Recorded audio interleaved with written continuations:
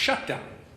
And to make matters even worse, if the Democrats had things their way, this would also mark the first week that our troops would not receive their paychecks. But thanks to the leadership of our Commander-in-Chief, President Trump, members of the military and their families will not be used as pawns in Chuck Schumer's shutdown game. Come tomorrow, our troops will get paid. But the consequences of the Democrats' shutdown are real. And unfortunately, they're only just getting started. OMB has already been forced to lay off its first round of federal workers. It doesn't have to be this way. Chuck Schumer, if you open the government today, this would end. If the Democrats' shutdown continues, though, more Americans won't see a paycheck at the end of this month. Benefits like SNAP will be put at risk. Airports will be flooded with flight cancellations and delays amid the busiest time to travel all year. And the list goes on and on. Why? Because Chuck Schumer and the Democrats would rather cater to the pro-terrorist wing of their party than to reopen our government. We've said it from this podium, it feels like 1,000,000 times, and we'll say it again. Republicans have done our job. We have a nonpartisan clean CR ready in the Senate to be sent to President Trump's desk immediately, tonight, if they will pass it. We only need 5 Senate Democrats to break ranks with Chuck Schumer, vote for the same CR that they supported just 6 months ago, and reopen the government for the people they were elected to serve. But they have refused to do so 7 times and counting. And each time that they do, hardworking Americans are forced to pay the price. Our message to Senate Democrats today is the same message we've been saying since September 19th. Stop the political games, pass our clean CR, and reopen the government today. With that, I turn it over to our conference chair, Lisa McClain. Well, good morning, everybody. Thank you for being here. And like my leadership team behind me said, it is a glorious day. Think of what happened yesterday. Just imagine for one moment you are a family member of one of the 20 hostages that were released. I mean, think of how that had to make you feel. We all watched it on TV, right? Joy, exuberation. I mean, there were tears of joy. There was relief. There was peace. And that was done because of our president, Donald Trump, put politics aside and said, I am going to stand up for the people. And he brought peace in the Middle East. He talked about it, yes, but yesterday he did it. And actions speak louder than words. He said enough of the political games, and I'm actually going to do what's right. Now compare and contrast that to what's going on today. Chuck Schumer and the Democrats are putting politics over people. So instead of it being a joyous day that we celebrate, here we are in another government shutdown, 14 days in the making. And why? Just ask yourself why. It's clean, no gimmicks. It's absolutely clean. The speaker, the leader, the whip, we all said no gimmicks. Let's not use the American people as a pawn. Let's do what's right. Let's do something different and actually fund the government in the right way. What a concept. And Democrats, my goodness gracious, they absolutely do not want that to happen. Like the speaker said, Chuck Schumer wants all 4 leaders to get behind the scenes and make a deal. We're not going to do that. That's not how government is supposed to work. And I know I sound like a broken record, but the way to end this shutdown is really, really simple. Pass the bipartisan clean funding bill that the House approved weeks ago. The Republicans voted to keep the government open. Call your Democratic senators. They're voting to keep it shut, not us. So when you ask what negotiation, there's nothing to negotiate. We already passed. We said yes, right? Democrats won't do it. They'd rather please their radical base than put America first. Listen, I'm grateful to President Trump for finding a way to keep milk flowing to moms and babies through the WIC and paychecks going to our troops. Yes, I'm happy, but that's not going to last forever. Right? So there again, he's even putting people over politics. I mean, come on. But let's be clear. These emergency measures can't fully fix the Democrats' damage. He can try, but at some point in time, they're going to end. Sadly, as Americans suffer, Democrats, what do? They celebrate.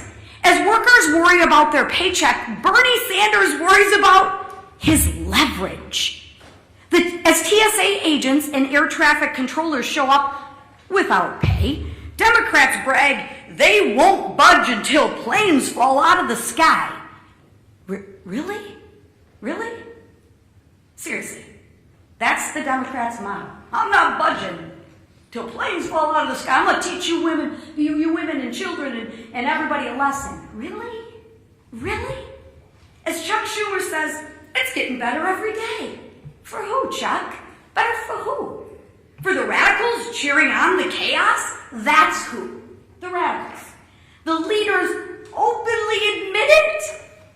Listen, the head of the insane indivisible literally said, and I quote, "Millions will be out cheering you on, or they'll be calling for new leadership."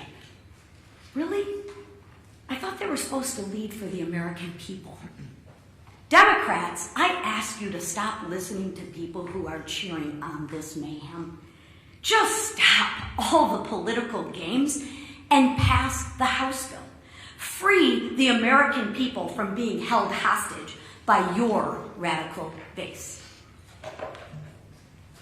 Thank you, Madam Chair. Yeah, Manu. You've been doing this every single day, coming up here trying to pressure Senate Democrats. They've been not budging. They blocked this bill time and time again. So at what point, for the good of the country, do you need to change your strategy to try to negotiate a deal with Democrats? It's a great question. Manu asked, why don't I change my strategy?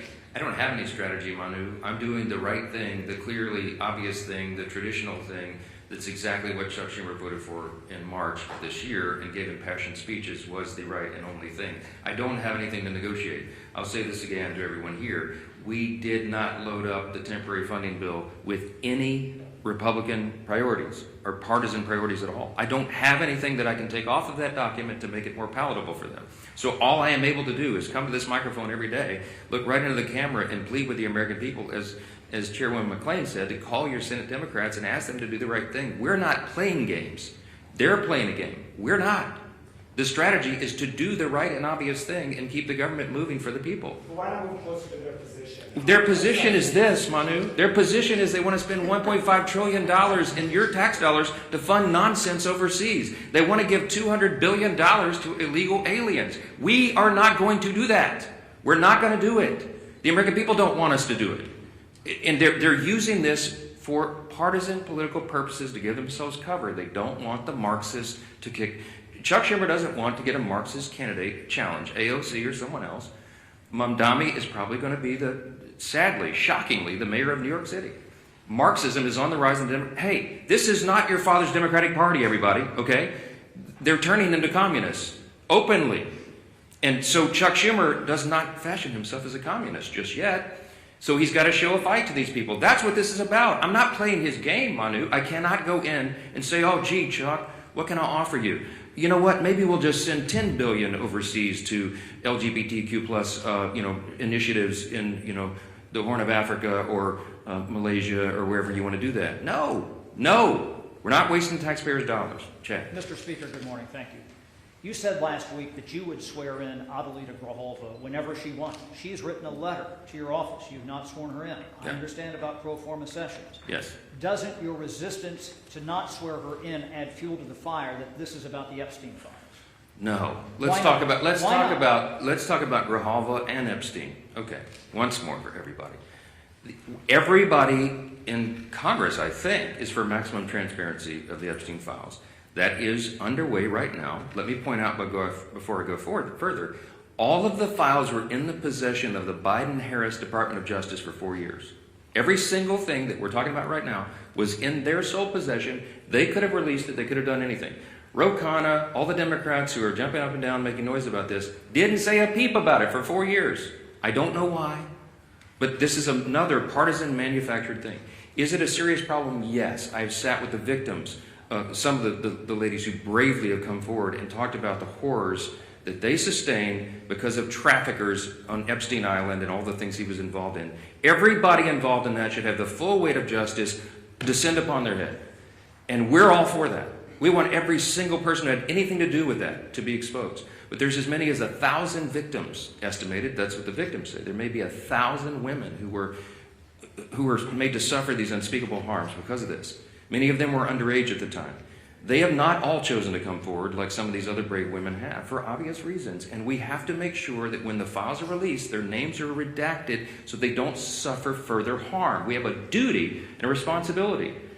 You can't just wave a wand and just, open the floodgates. You have to make sure that the victims don't suffer additional harms. That's all we've said. Let's make sure it's done the right way.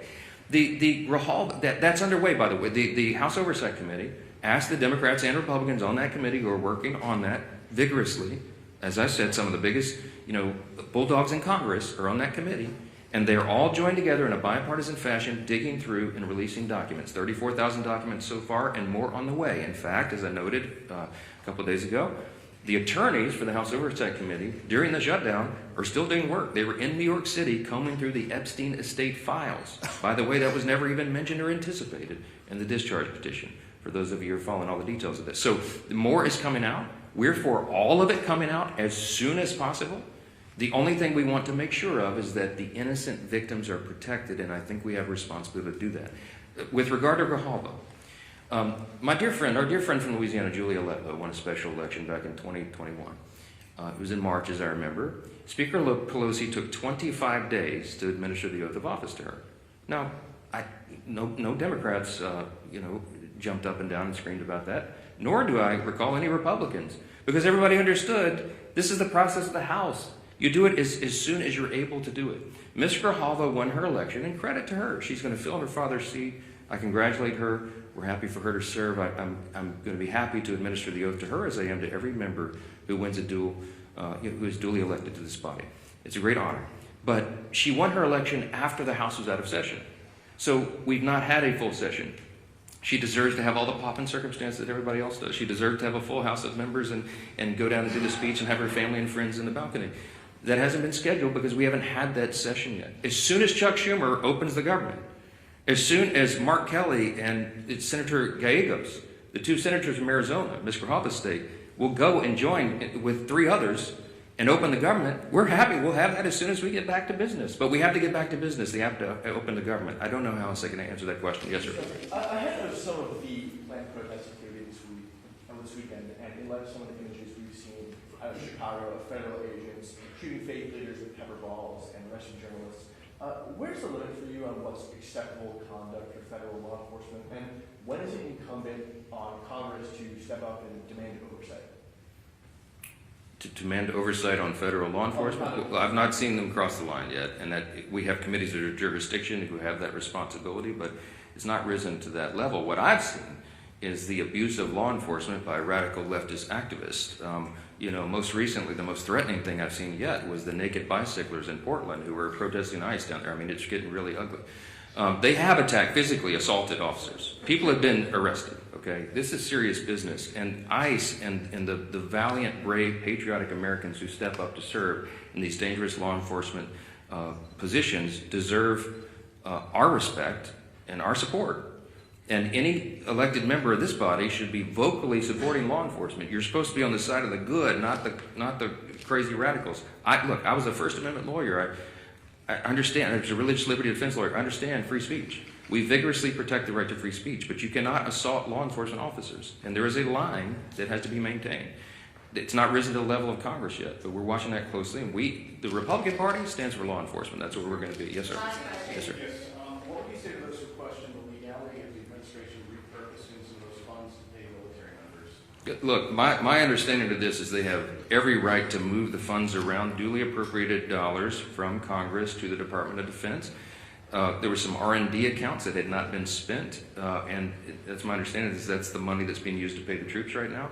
If the Democrats want to go to court and challenge troops being paid, bring it, okay? I'm grateful for a commander-in-chief who understands the priorities of the country, the necessity of national defense, and the urgency that we all feel and have voted for 8 times. Republicans have voted in Congress 8 times now between House and Senate to fund the troops and pay federal workers in all these essential jobs and agencies because we understand the necessity of that. Meanwhile, the Democrats voted 8 times to block their paychecks. I'm grateful we have a president who is willing to step up and do the right thing. Thank you all so much.